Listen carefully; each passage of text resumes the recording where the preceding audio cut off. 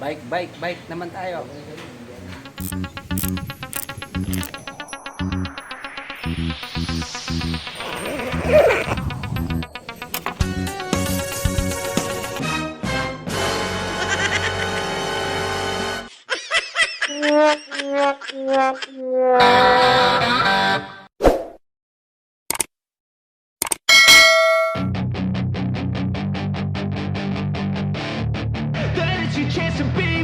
Hey kid, don't ever let them get inside your head. They'll tell you what to do in life instead of everything you know that you could get. Don't let them guide your life towards regret. I'll fight for what I love with every breath. My past is filled with things I won't forget. I use them all to push me to my best. So treat the worst of times just like a test. If only I could go back in time, I'd tell myself that everything will end up alright. Just push yourself, test yourself, figure out what you like, and find your limits, don't be rigid, always work towards a prime. Surround yourself with open minds, people can change your life. A few friends with intent can help you feel alive. Find a passion, take some action, and with Sa mga nagpaplanong magbisikleta na uli at kailangan mag-diet. Okay, andito po tayo sa Bike Santa Cruz, Laguna. At kumuha po tayo ng isa pang mountain bike na fat tire. So napansin ko nga ako kasi medyo mura dito. Marami tayong mga kinanbas, lalo na sa marketplace, online. Kaya lang hindi tayo tiwala eh. Maganda yung nakikita natin ng actual, di ba? So dito ang dami po nilang mga available na mga mountain bikes, mga racer, mga BMX, iba't ibang klaseng bisikleta. Ayan, nakasabit sa taas. So matagal na po itong pwestong to mga ka-riders. Ayan, mga pyesa, mga iba't ibang accessories ng bisikleta available po dito. So ayan, ina-unbox na po yung ating in-order na fat bike.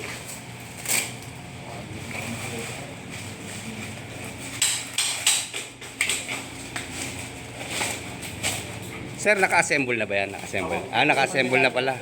Then, dinala natin yung isa nating bisikleta na fat tire din. Bali to, nakuha natin to panahon ng pandemic, siguro 2021. At na-stock ng matagal. Ayan, tignan natin kung ano pa may mga papaltan dito. Bubuhayin natin para siyempre, pag bisikleta, partner kami. Mahirap naman mag-bike mag-isa. So, kung gusto nyo ng magaan na bike, siyempre, ang kunin nyo yung aluminum, yung body. Pero itong kinuha natin, bakal pa rin po ito. At pricey po, yung aluminum, siyempre.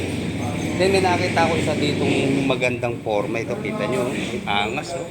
Ayan, sa mga interesado, available po dito. Ayan ang kanya pong price.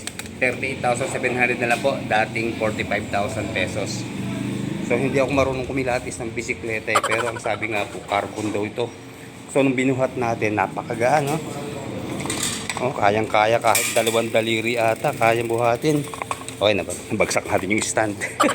Ay, pakiano nga, sir. Gaan na bike Ang gaan, grabe. Anong material ng body nito? Full internal yan ng Mountain Peak Bruce. Hindi sabihin, anong klase itong body niya? Carbon. Carbon nga, tama yung hula natin. Napakagaan, oh. Kita nyo sa cambio pa lang, oh, napaka-premium. So sana, maliit lang ang gagastusin natin dito sa ating fat bike na papagawa. May mga bisikleta kayong na-stock, dito nyo lang po dalhin sa tabi ng Columbia Garden. Shout out. Dito po sa Bike. Ayan.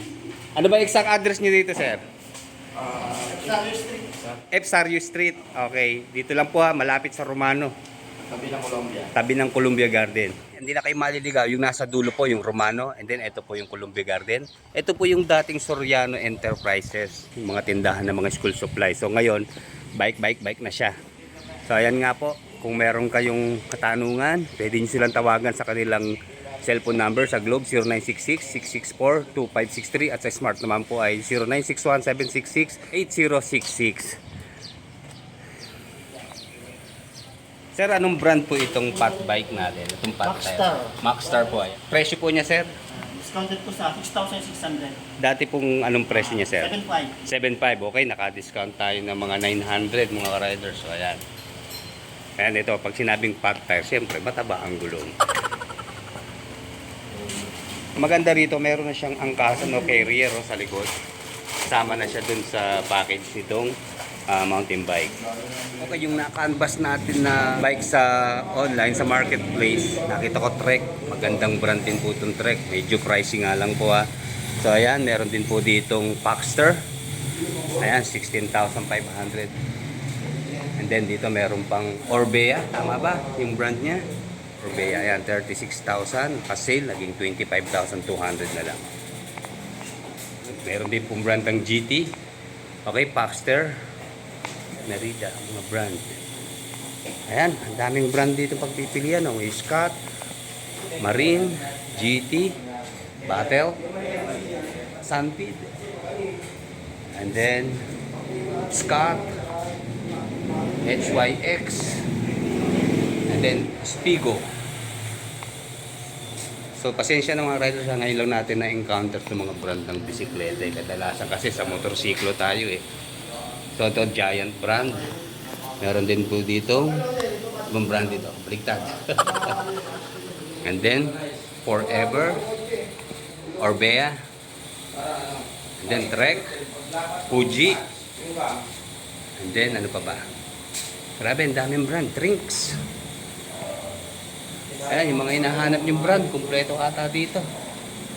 So, ayan. Yung presyo po itong isang to. Ayan, 15,000 na lang. Oh. Meron pang basket sa harapan. And sa mga bata naman, may kasama ng ilaw dito. Mga presyoan po nila yan. 4.4, 4.5, maliliit, pang chikiting. May 3.9, 4.5. So average po niya 3.9, 3,000 to 4.5 ang presyo pag mga maliliit na sizes. So ito yung mga nakababa. Mars, mga brand na Mars, 4.9, 4.8, 15,200 drinks. And then mga ano ho ito 26ers ang size ng gulong. Yung mga 29ers yun ang magaganda isa matatangkad. So dito meron pang isa, Garuda. And then daming brand mga riders ha. So pasyal na lang kayo dito para kung gusto nyong mamili mga racer na bisikleta. Ito ganda rin ang payat. Sonic. Ito yung magagaan talaga. Kaya lang hindi naman natin kakarere ng magbisikleta at hindi naman tayo nagpapapayat eh. Yung ano lang talaga, exercise lang.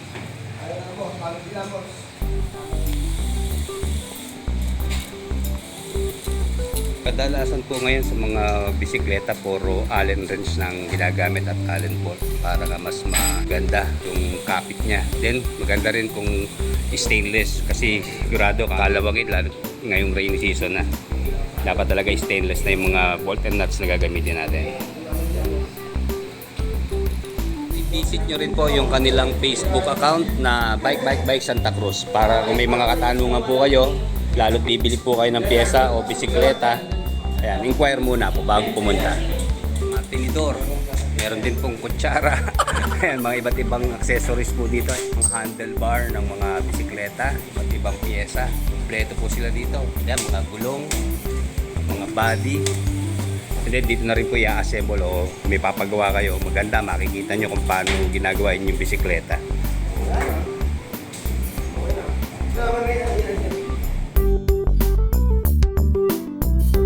Isinalang na po yung ating bisikleta. At ito, bubuhayin. Maraming papaltan. Kagaya nitong sa cambio niya. Sobrang kalawang na kasi. So sabi ko kay boss bahala na siya. Wala naman tayong alam dito. So yun, iisa-isahin po nila. Siguro may mga piyesang papaltan pero yung ano lang naman, mga minor lang. Sayang kasi, biro nyo 5 years na stock to ginagamit. So dapat gamitin at para na rin sa health natin, di ba? So ito kung kinuha natin na Maxstar na mountain bike, may pagka-classic siya. Kita niya meron siyang hood or yung fender, ayan. And then ayan yung carrier, dito ko natulog. Para in case na may dadalhin tayo, di ba? Tatali lang natin dyan.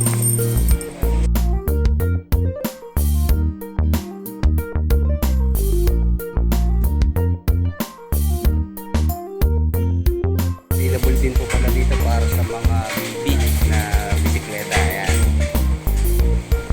Ayun pa yung mga racers sa loob. Porsyonada ko talaga ito eh. Grabe, ganda.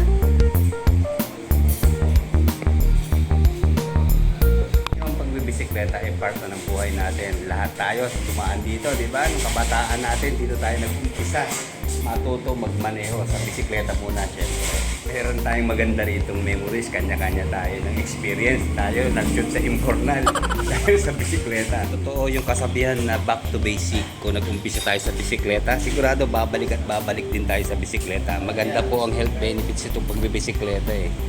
Hindi puro motor tayo mga riders, kailangan rimalaw yung buong katawan natin. And then kung hindi kaya ang cash price po, available po sila sa installment through home credit. Kaya yan sa mga interesado po ha, message lang kayo sa kanilang Facebook account.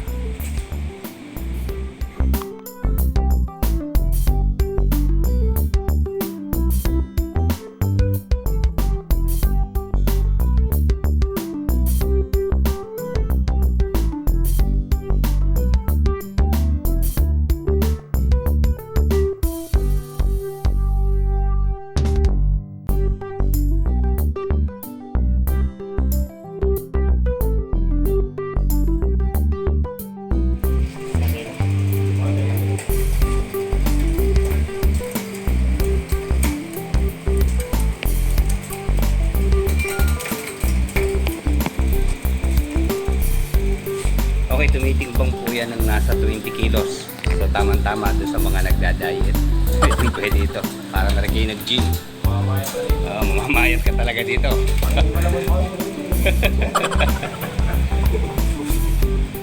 Okay, sa presyong 6,600. Dito po ito sa Bike Santa Cruz, Laguna.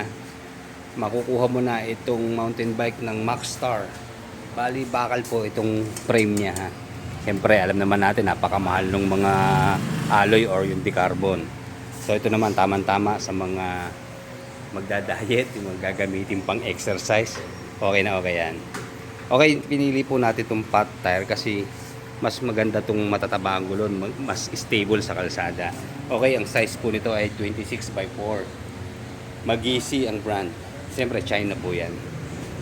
And then ang hinahanap ko sana yung nakamags yung kanyang rim eh. Pero ito wala akong makita dito. Walang available po. Pero maganda rito, nakadis na po yung kanyang front at rear brake. And then meron din naman siyang cambio na ayan, Sunrise ang kanyang brand. And then alloy na rin po yung kanyang handlebar. And then ito po yung kanyang cambio. Hanggang ilang speed ba ito? 7 speed yan mga riders. Dito sa kabila 3 speed. So ito po yung nasa rear ng cambio, ayan. So kay Shimano po ang kanyang tatak.